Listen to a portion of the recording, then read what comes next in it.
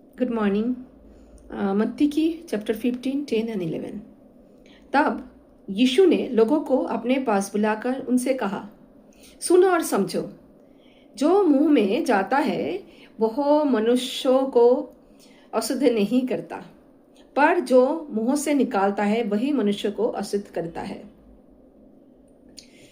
तो स्पष्ट रीति से उन्होंने कहा, जो हम खाते हैं वो वेज हो या नॉन वेज हो, उसमें कोई भी दिक्कत नहीं है। उसमें हमारे बॉडी अशुद्ध नहीं होता है, पर हमारे मुंह से जो निकालता है, मतलब मुंह से निकालने का मतलब हमारे जो बातें हम करते हैं प्रतिदिन, जो अशुद्ध बातें भी हम करते हैं। हम किसी के साथ झगड़ा कर रहे हैं, किसी को रूठ के बात कर रहे हैं, किसी को श्राप दे रहे हैं, तो वो कहाँ से निकाल कर आ रहा है? हमारे हृदय से। 17 ने प्रभु ने कहा, क्या तुम नहीं जानते कि जो कुछ मुंह में जाता है वह पेट में पड़ता है और संडास से निकल जाता है, पर जो कुछ मुंह से निकालता है वह मन से निकालता है, और वही मनुष्य को अशुद्ध करता है। क्योंकि बुरे विचार, हत्या, परस्त्री गमन, व्यभिचार, चोरी, झूठी गवाही और निंदा मन ही से निकालती है।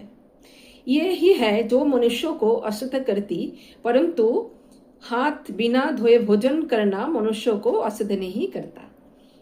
एक्चुअली उनके ऊपर दोष लगाया गया था कि उनका जो यूश लोग जब खाना खाते हैं उससे पहले एक उनका क्रिया था। हाथ धोने का भी एक लंबा क्रिया होता था, जो प्रभु यीशु एवं उनका चेले फॉलो नहीं करते थे, तो उनके ऊपर दोष लगाया गया था कि ये प्रॉपर तरीका से हाथ नहीं धोते हैं।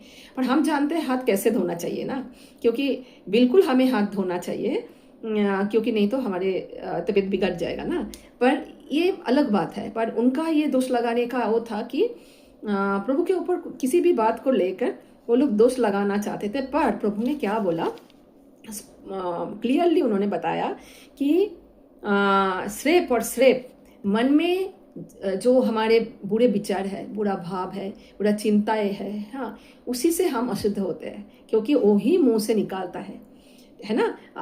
मतलब आपके मन में जो है, किसी के प्रति आपके मन में कोई क्रोध है, कभी ना कभी वो क्रोध की बात निकाल कर आएंगे, है ना।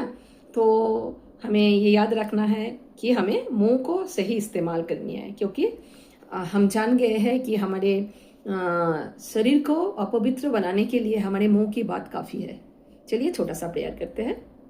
सर के पिता, इस वचन के लिए मैं आपको धन्यवाद करती हूँ, और मैं विश्वास करती हूँ कि आप चाहते हो कि हमारे मुंह को हम सही इस्तेमाल करें। प्रभु, हमारे जीव को आप टच करना प्रभु, कि यह से प्रभु अच्छा बात निकले, ऐसे बात निकले कि लोगों को ठेस ना पहुँचे, लोगों को जीवन को गढ़ने वाला बात निकले प्रभु, लोगों को सांत्वना देने के लिए प्रभु हमारे मुंह से बात निकले, आपके वचन निकले प्रभु, नहीं तो आपका स्तुति आराधना निकले, आपका प्रशंसा निकले। पर किसी को दुख देने के लिए, किसी के प्रति श्राप देने के लिए हमारे मुंह का इस्तेमाल कभी ना हो।